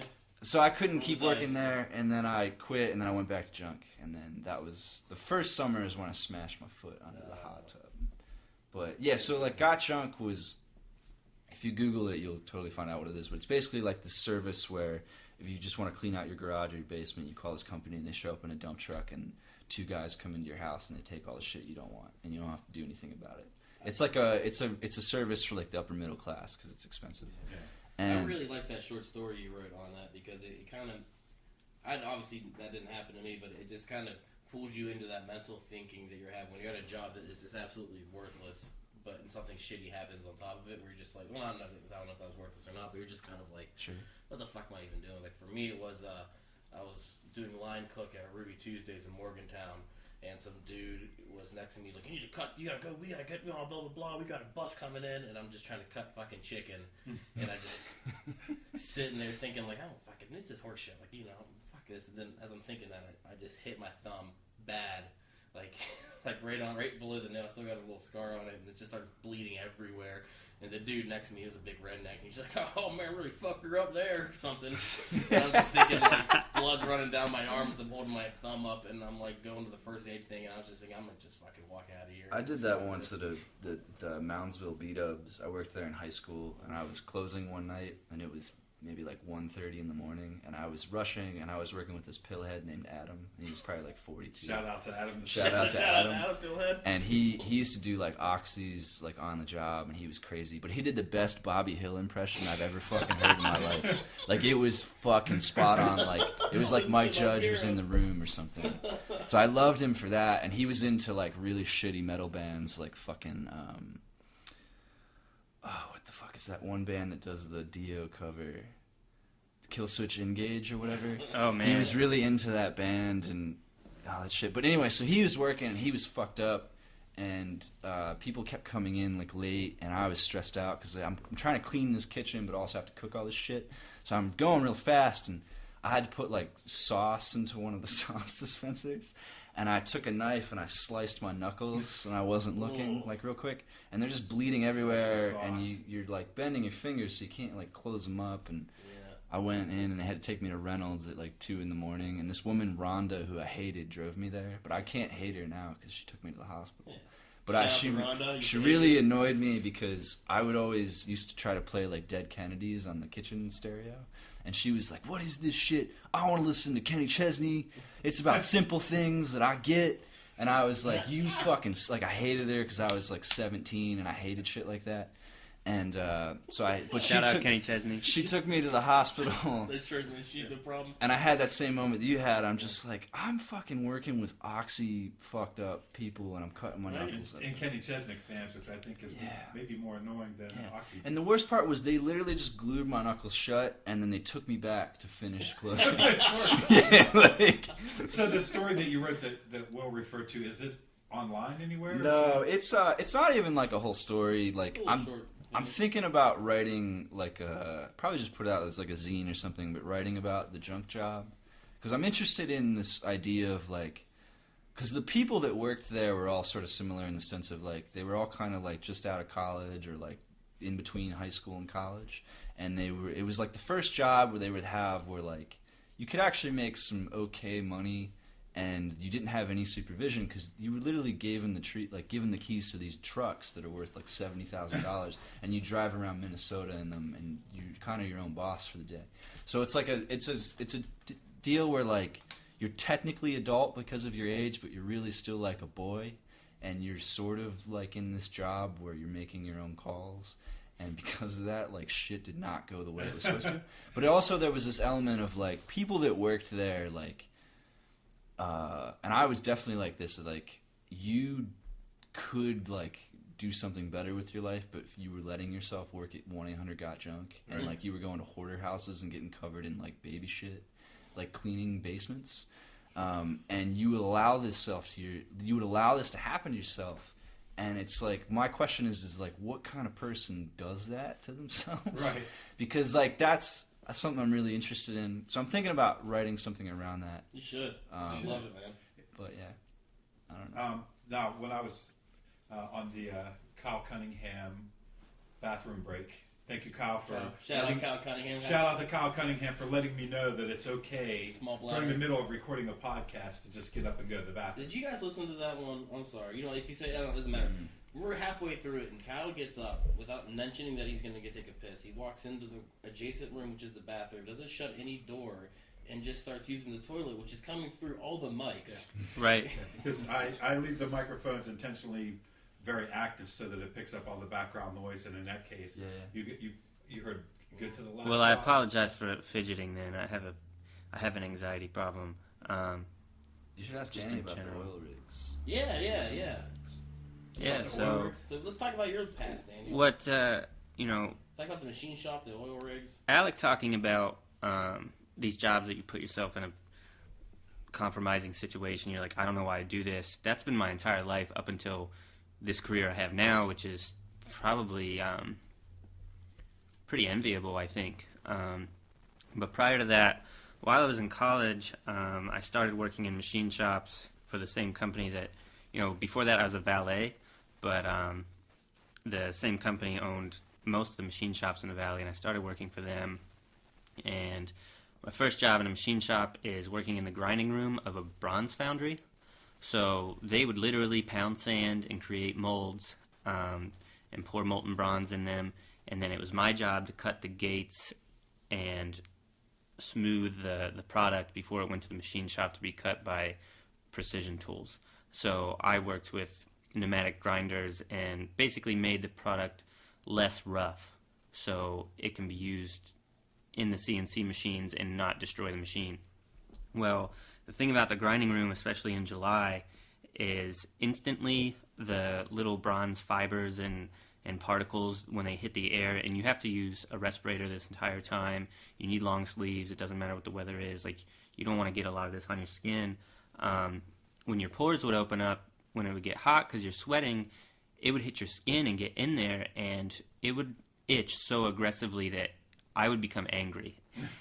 And, I had an airline that I could, blow myself off a little bit and try to get cleaned up, and that would work for a few minutes, and then you'd be back to just totally miserable. And on top of that, you work with all types of personalities, good and bad, in a bronze foundry, and, I probably wasn't everybody's favorite by any means, but that was a long summer for me, and then I got moved into the machine shops and started learning how to operate CNC machines and old horizontal lathes and horizontal mills, and regular lathes.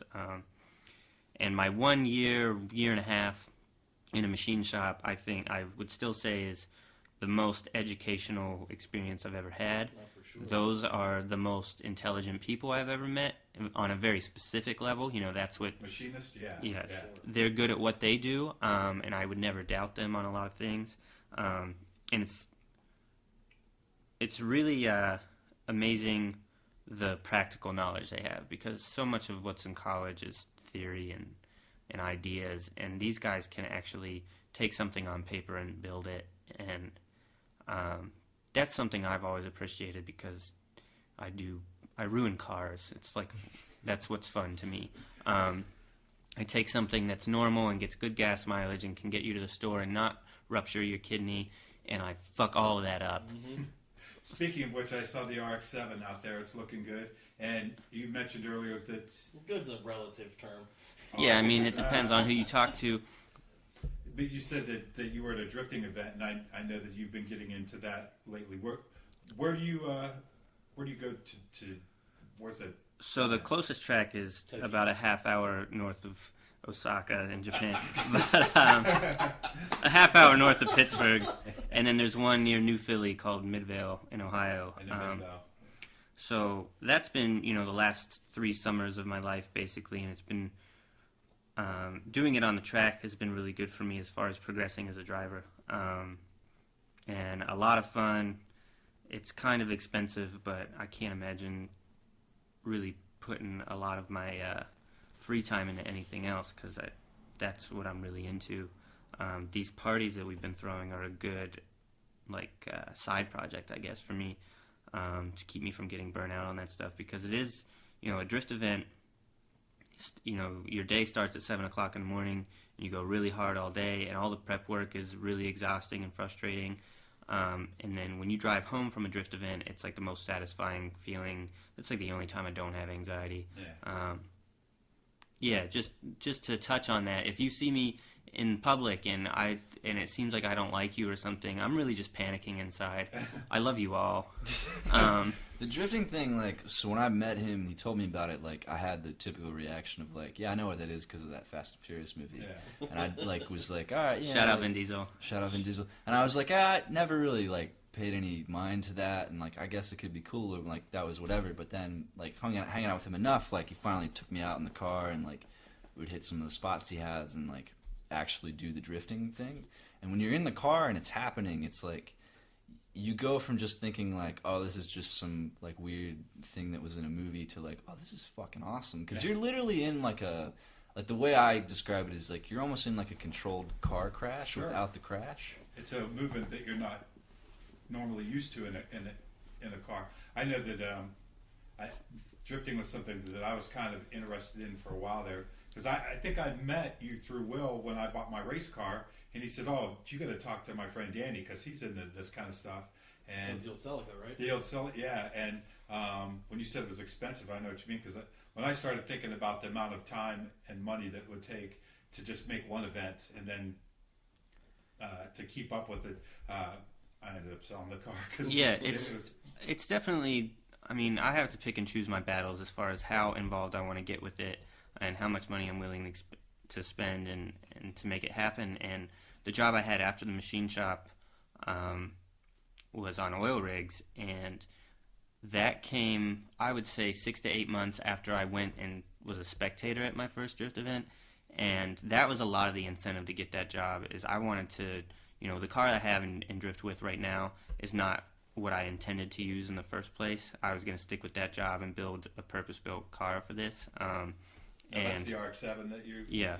So putting up with that job and all the collateral damage that came with that job was definitely motivated in part by, A, wanting to not be a broke post-college kid and actually kind of make something of myself, but a giant incentive was I just want to build this badass car and go to all these events and not have to worry about, can I afford this? And had I stuck with it longer, then money-wise it would never have been an issue, but schedule, I would probably still see less drift events than I do now because I would just be working. That said, that was the most exciting and adventurous time in my life, but there was a lot of doing the oil rig thing, but there's definitely a lot of collateral damage. Well, there's something to be said for taking a job that does have collateral damage and working hard because you have a specific thing that you want to accomplish, which is drifting, and you're willing to suffer through whatever it is so that you can accomplish that goal. I remember you were telling me about the rims that you were getting for the car, and you were sending them back and forth, and like it seemed like it was an 8-month ordeal, and it's all some shit that like nobody else is going to appreciate, but it's something that's important to me. And I shipped them from Japan, and then I got them into wheeling, and then they're not wide enough, so I go and have them split apart because they're 3-piece wheels, and then we're getting kind of technical here, but I mean, and that's just for the wheels. Like that doesn't even help the car drift. It's just about the style for me. Looks hella good though. Shout out rims. Yeah, and then I got them for 2 weeks on the car, and I take Jake for his first ride in the car. I curb the wheels on a curb, and Jake is like mortified for me and terrified that I'm going to be super upset. And I kind of looked at him and I was like, "Thank God." And he's like, "What?" And I was like, "Oh, I plan on driving this thing. Like I'm going to rip on it, and I don't want it to be too nice." Yeah. So, and I think that doesn't register with a lot of people, but I kind of, I want this thing to look good, but I'm not going to just wash it all the time and not like all those old dudes at car shows that just sit in their chairs. Shout out AJ Howard. Yeah, we're talking to you, boy. I don't. That doesn't. That's rude. I get that. I'm not into that. People will comment on how filthy my motorcycles are all the time, and I say I don't want to spend time washing it. My time I really wash the bike is if it's raining and it's too rainy to ride. I'm in the garage. I'll get in and detail everything, but otherwise I kind of just run a rag over because I don't want to waste it. Yeah, all these things were designed to be used, so that's what I'm doing with them. But yeah, and the oil rigs was just a means to that. And I also, at the time, Will was working underground, I was working on oil rigs, and we both had this kind of common ground where we were getting our asses worked off, but we were making crazy, crazy money for anybody that's 23 years old. Sure. My rent at the time was like $200 a month, this shithole on Warden's Run. Shout out 339. But shout out Nerf Gun Party. Yeah, and basically my incentive at that time was I'm just going to stack as much cash as I can while I'm doing this. I was in like a pretty steady relationship, and I was like, I'm going to quit this job someday with 10 or 20 grand in the bank, and then we're just going to leave Wheeling and move 3,000 miles away somewhere rad, and then I'll just do whatever I want out there with this chick. And then, that obviously imploded, and I kind of got left with like, all right, well, what do I do now? And in the beginning, I was like, man, this is a fail. This sucks. But kind of having to like dig deep and figure out, all right, what do I do here in Wheeling? That definitely resulted in doing more things with Will and meeting Alec. Like, had he not moved back, or had I gone somewhere already, like these things never would have happened. You guys met at a Young Preservationist party, right? Yeah, which it was just the happy hour. Yeah. We talked about your current Facebook profile pic, Alec, being that cat. I wanted to say the first time I met you, we talked about this for the unknown 5 listeners. Sure. Sure. So I meet this guy Alec, and I'm like, oh, he's pretty cool, man. Him and Danny are talking about music that I don't know, and everyone's having a good time. And so I'm Facebook friend this guy. And I Facebook friend him, and then within like 24 hours, he changed his profile picture and his cover picture to just miscellaneous, just gnarly garbage. Yeah. I think his cover picture was like a bathtub full of just garbage. Yeah, I'm maybe. like, who the fuck was this dude that I just became friends with? I feel bad now because now I'm remembering that I did meet you in person before today, and it was at a Young Preservationist meeting. The last one. Those things are worth their weight just on a networking level. Those things are a success. And I should point out that the very, very first time I met Alec was in the middle of winter at the Alpha. I'm shooting pool with Jake, and Jake introduces me, and I'm like, hi, what's up? Welcome back to Wheeling or whatever. And like 2 minutes goes by, and Alec just looks at me, and he's like, so what, you just like really like shooting pool? And I was like, well, this dude's fucking awkward. So then, maybe a month goes by or something. It's the dead of winter, and for me, that's like the most depressing time of year because I can't do anything with cars, and there's not really anything going on. It gets dark early, and winter in Wheeling's tough. But anyway, I'm leaving work, and I drive past Rite Aid, and I'm not aware at the time that Alec works for the paper. But I look over, and I see him, and I recognize him because he's wearing that yellow hockey jacket that he always wears. And that's what he was wearing. Olaf. So I noticed that, and I look over, and he's just standing in like the landscaping of Rite Aid and taking a picture of a road cone knocked over with like a fancy camera. That was his new profile. And I'm like, who is this sad bastard, and how hard is he trying to find things to do around here? I had no idea it was for like the paper. I was just like, man, this he's really fucking struggling. And so I made a mental note, like, next time I see that dude, I'm going to, like, ask him to do something. And then, it was probably months later that we met at the Young Preservationist and actually started talking. And Alec was like, yeah, I like Kanye. And I was like, thank God, because I'm always repping for Kanye, and everybody always hates on him for his political statements and whatever. Yeah, those dudes, they're not really about him. Few things. One, when you work at the Intelligencer, you really have to try hard to get a photo to go with your story, because you're writing about, like, fucking 12th Street being a two-way and shit like that. Like, that's what you're working with. That's good for your chops, so you're making stuff interesting. You have to dig deep. Maybe. You pushed that can over, didn't you? Yeah, I did. Yeah. That was posed. Yeah, so me becoming friends with Alec on a certain level was just like, man, I really want this dude to realize that it doesn't suck that bad here. Like, we can make it happen. And then, so I met him at Young Preservationist, started talking to him again, and when I knew he was into cool music, I was like, oh, you got to go to Soul and Funk with us. And so the first time we did that, we take AJ and Colbin. Shout out Colbin Hillberry, who, when he got there, was like, talks about himself in the third person. He's like, yeah, Colbin doesn't dance. And 12 minutes later, he's like two-stepping in the middle of like a bunch of hot girls and having the greatest time. AJ puked down the side of Alec's car the first night that he met him. Mm-hmm. Shout out AJ again. Pretty typical AJ hospitality. And that, that was the beginning and the end. That's probably like why these parties resulted, because we all hit it off that night. And I hope it continues. But yeah, all those things that we, Will and I were doing in the oil rigs and stuff like that. I'm glad we toughed it out here.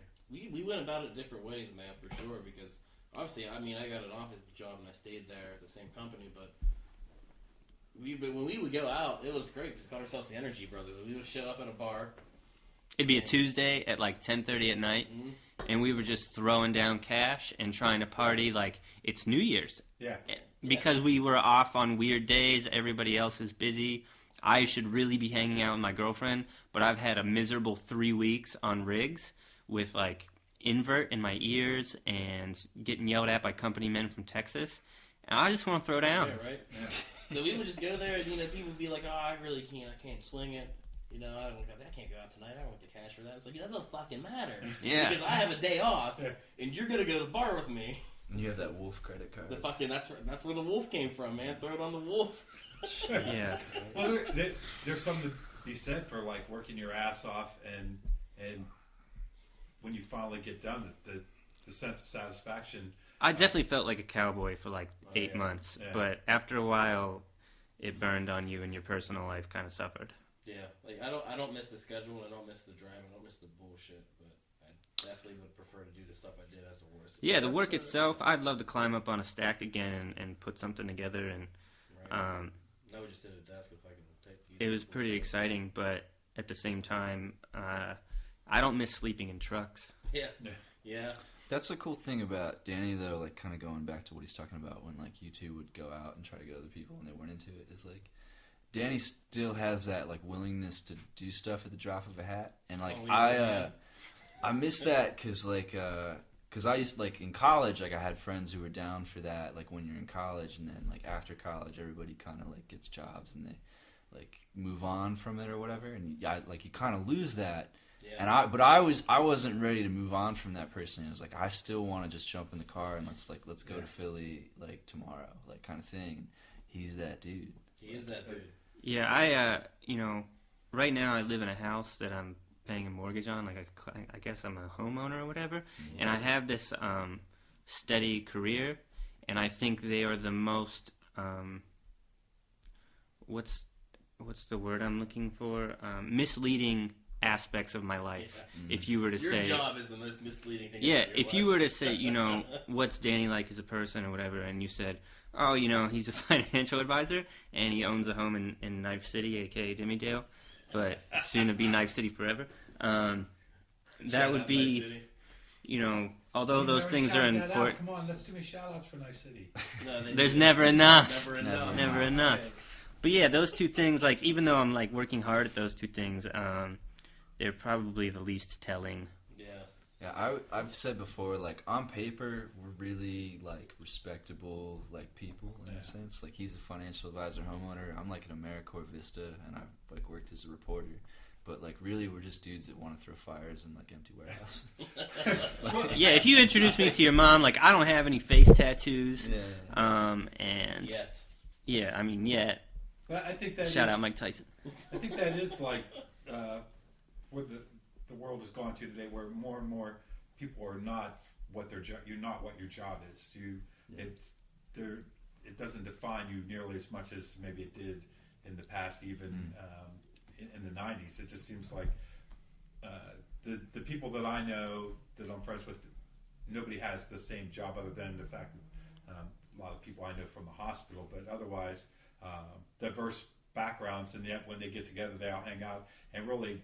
Jobs don't really have anything to do with it. I think I vaguely knew that you did something in finance, and I just met Alec, but I had no idea that he worked at the newspaper, and it really doesn't play into any aspect of your personality as far as the way that I know you.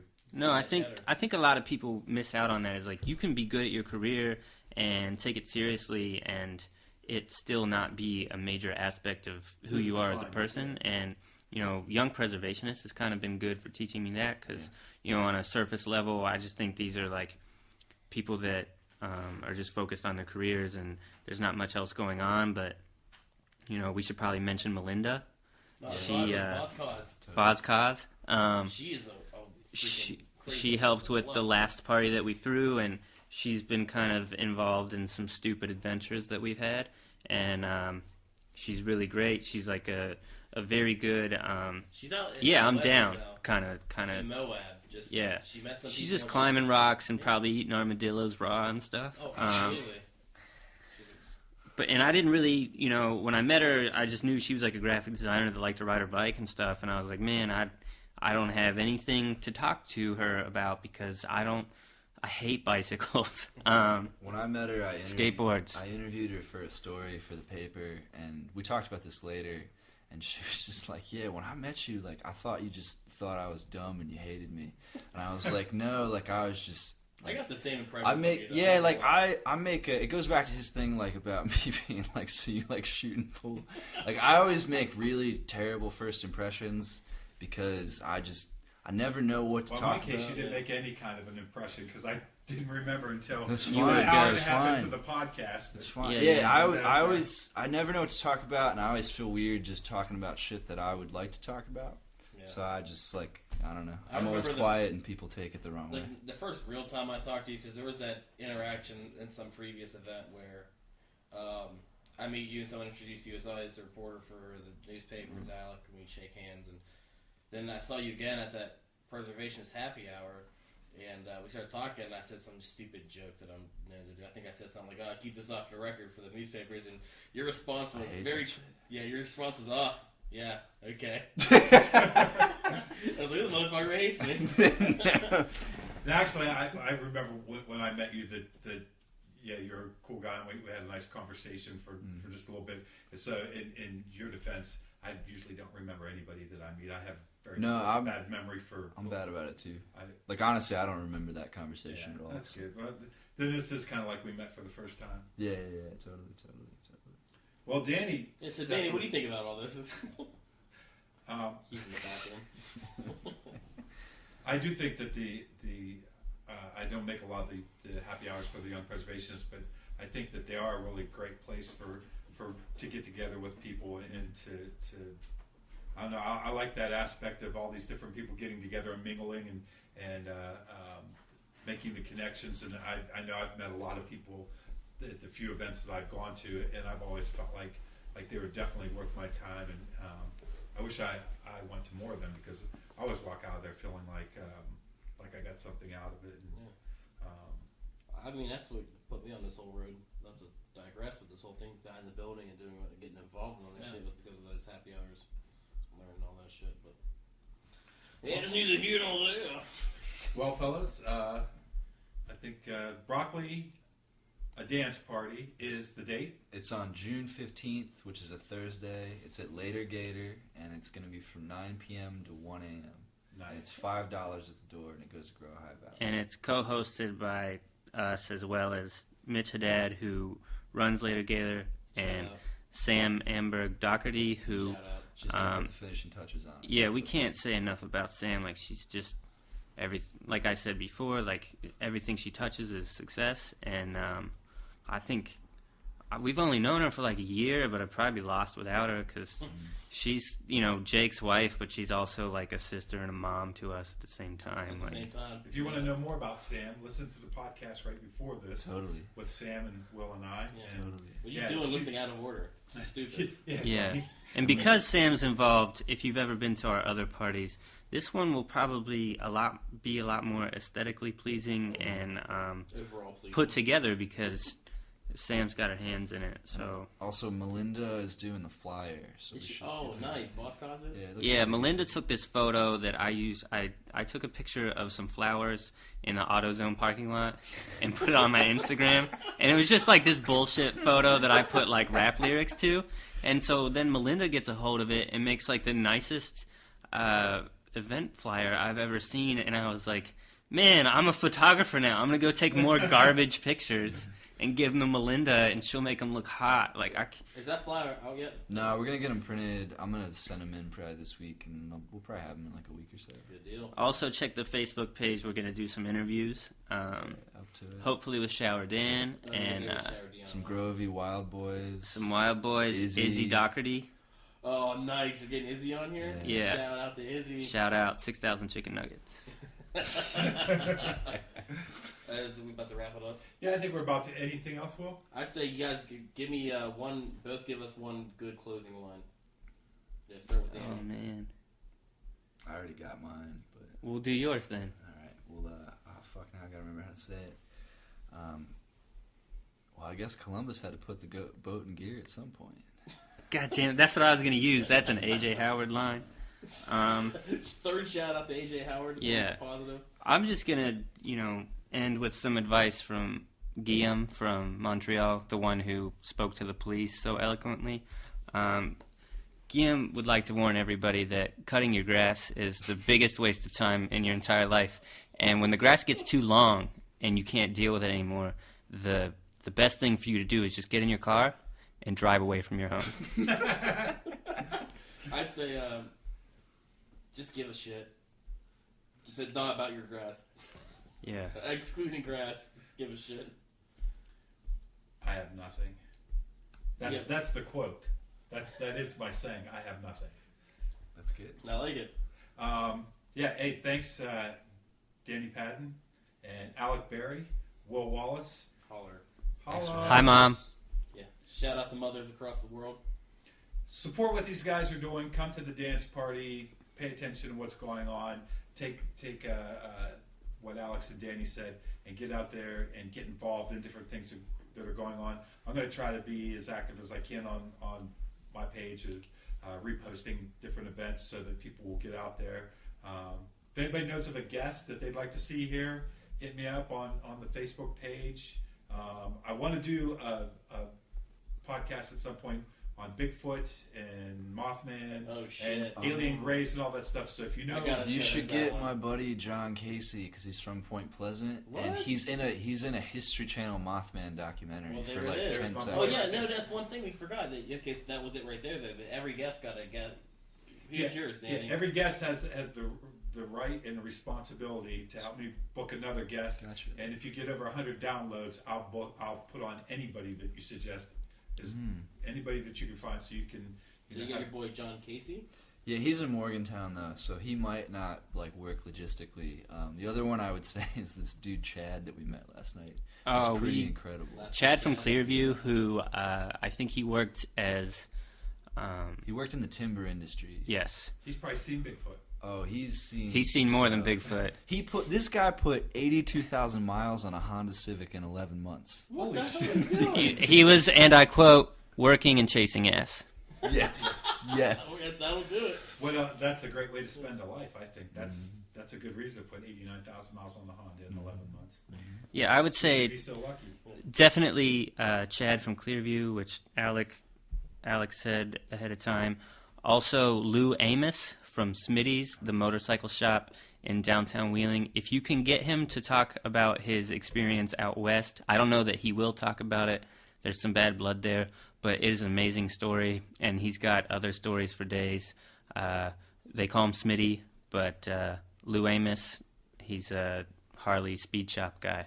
Nice. Speaking of motorcycles, the motorcycle I bought of you, I keep saying it should be done soon, and as soon as it is, now that I know where you live, I'll bring it by and you can take a little spin on it. To everyone at home that's thinking about buying motorcycles, just know that they were the two worst decisions of my life every time I've gotten on them. I've never gotten hurt, knock on wood, but in lots of trouble. I was happy to be a part of that second worst. Was that the first or the second? The first time, the Honda, so that's when I ruined Will's summer. That was just... Every time I got on that bike was a series. Fucking memorable, though. Yeah. Every time I got on that bike was a series of epic fails. I'm sorry. That bike was a rebound girl. I'm girl. trying to wrap this shit up, but this fucking story. Did I kick you out of the house, or what happened when I was at my old apartment on Edgington Lane? And you fucking... I don't remember what it was, but you the night that I was on the bike was the night that... all that shit, people showed up and yes. were shouting and blah, blah, blah. So did I yell at you? I think I was pretty upset. No, so... I go to Will's to hang out and watch a Pirates game, and he gets a phone call from one of his old friends from high school, I think. Oh, that old classmate. Who, we don't need to go through the details of everything, but yeah, pretty much. Yeah, so the girl calls looking for me. I don't really know her too well. But she shows up really hammered with her friend, starts drinking Will's beer on his porch, and just making themselves at home. And she had just beat up a girl that I used to be involved with. And so I have to... Somehow I've brought this upon Will, and I didn't mean to, but I had to get rid of them. And then once I did, I'm trying to leave his house on Edgington Lane. I will never forget this scene where you're like super apologetic, and I'm like, it's not a big deal, just go home. And I'm trying to leave, and the bike has never had like a good working battery. If you wanted to run the headlight at night, you had to run low beam only because otherwise it didn't have enough voltage to run the motor. So it was really safe. It was great. That's the bike you sold me? Yeah, it's great. Thanks. You're gonna have a great time. You got a great price. So I don't want to hear. So I go to leave, and so at that point the bike is kickstart only because if I use too much electricity, I'll have no headlight. So I'm trying to start the bike after this whole fiasco with these two dirty girls. I'm just sitting in my living room, like digesting everything mentally, and I just hear. Yeah, so this bastard will not and this bike like never failed. If I was in a parking lot all alone and there was nobody around, it would fire up first kick and then ride home no problems, like just super crisp and great. And if there were 5 hot girls outside the bar and I tried to start the bike, I was going to be there for 45 minutes kicking the shit out of it until I'm sweating and cursing. So that's basically what's happening outside of Will's, and I can't get it to start. So I decide, I'm just going to pop the clutch, which is where you push the bike and get a running start and let the clutch out in gear, and hopefully it fires up. So I'm running down the street pushing the bike as Will opens the storm door of his place and looks out, and he's like, Danny, what the fuck are you doing? And I don't know what else to do at this point because I'm just exacerbated, and this has been the worst day ever. But I scream back at him, like right as I fire up the bike and let the clutch out, and I just scream "Wild Hogs." Yes. And the bike fires up, and I feel like I have to do this because like it's just too perfect not to. So as soon as it fires up, like I just pin it, like all the throttle it has, and I rip down Edgington Lane with no suspension. That was the fucking funniest thing. I was like, I just hear, put it up, and I fucking walk outside, and this is him fucking like jogging next to his bike, he jumps on, I'm like, Dave, what the fuck are you doing? Well, this Wild Hogs! I'll fucking never forget that. Yeah, so that was the summer of my discontent. Between that and the firework, man. Oh, yeah. I'm a little nervous about the no suspension thing, I gotta be honest with you, but we'll see how... It's a lot better than you would expect. Just don't go ripping in the turns like it's a dirt bike, because it's not. Yeah. I learned that on my own, but it's actually pretty stable. It'll be fun. It's all part of the riding a motorcycle. I wouldn't know. It's a little you never really know what's going to happen. That's kind of what makes it fun. Mm-hmm. But so anyhow, when the bike's done, I'll bring it by and let you take a look at it. And if you want to take it somewhere and try to start it in front of a bunch of girls, you're welcome to. Yeah, shout out hot girls. I rear-ended one yesterday. Wait, what? Okay. Is that a you? No, I hit her with my car. Oh. My truck. What? I didn't hear that. What happened? Yeah, so I'm at a stop sign. This girl's in front of me, and she takes off. Yeah. So she left the stop sign, and I'm like, okay, I can go up to the stop sign now. And I'm looking through the left window to see if there are any cars coming, and I'm going, less than 2 miles an hour, and I didn't realize it because I'm looking out the side window, but she had stopped again. And I slam into her. Yeah, I slam into her bumper, and I'm like, why the fuck would this girl stop? But it's my fault, Yeah. I start to get out of the car, and she's getting out, and she's already, got her head turned at me, and I'm like, I'm going to get screamed at. And I get out, and immediately she's just like, are you okay? And I'm saying the same thing to her, and she's just, talking hysterically, super fast. I'm about to go make my car payment, and I thought my car's destroyed, and she's, running back to the back of the car, and she looks at it for a split second, and as she's doing this, I'm just standing there I can't believe I'm such an idiot, and this girl's really hot. And so she looks at the damage, and it's like pretty minor, and she was just like, well, I guess nothing's wrong. You want to just not do anything? And, you know, it's my fault. So I'm like, yeah, sure. And she just really awkwardly sticks her hand out to shake on it. And left. yeah, so shout out Hot Girl. Thanks for, like, not burning me on that one. I actually had my closest call, well, I mean, other than getting actually hit in Washington on the bike a month ago, Route 9 in St. Clairsville coming into town, I just come up over the hill that I have a bunch of times before, and granted, I was probably going way too fast, and some truck with the trailer, again, a truck with the trailer gets in my business, and went to turn in front of me, and I came up over the hill, and that's the first time I really ever locked up all the brakes on the thing, and it just, there's a lady outside, like, raking leaves or raking the grass or something, and the look on her face is what scared the crap out of me, because she's just like, oh my God. And I don't know, I can't remember now how close I got to the truck, but it was enough to, I just remember coming up with the hill going, oh shit, that's the first time I ever locked him up.